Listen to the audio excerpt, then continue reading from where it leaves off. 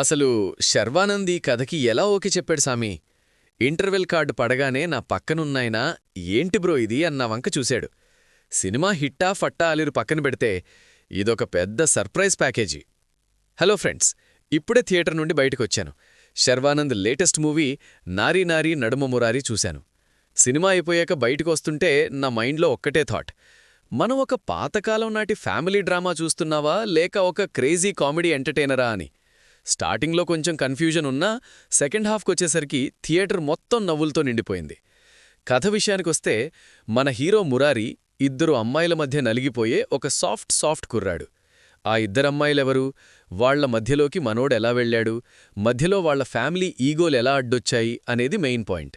స్టోరీలైన్ పాతదే అయినా ట్రీట్మెంట్ కొత్తగా ట్రై చేశారు. ఫస్ట్ హాఫ్ అంతా చాలా కూల్గా వెళుతుంది.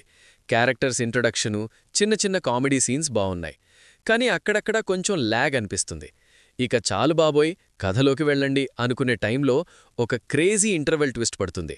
అది మాత్రం ఎవ్వరూ ఊహించరు. ఇక సెకండ్ హాఫ్లో నిజమైన ఆట మొదలైంది. కామెడీ పీక్స్కెళ్ళిపోయింది.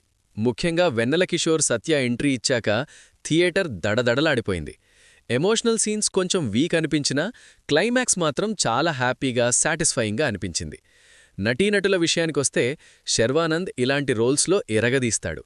అమాయకంగా చూస్తూనే కామెడీ టైమింగ్తో చంపేశాడు.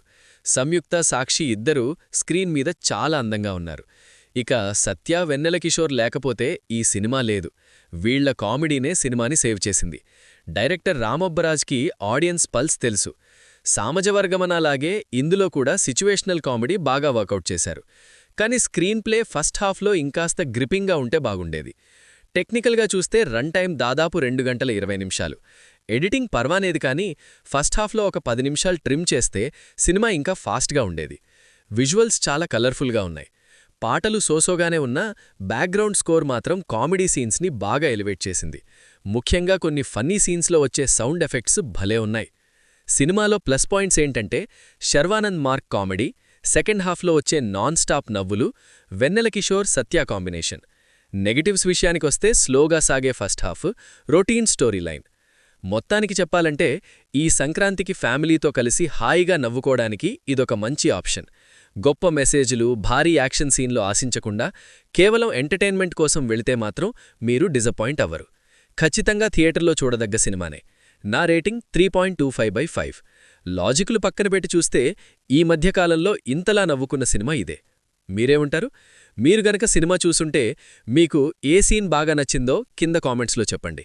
అలాగే మన ఛానల్ని సబ్స్క్రైబ్ చేసుకోవడం మర్చిపోకండి. నెక్స్ట్ రివ్యూలో కలుద్దాం. బాయ్.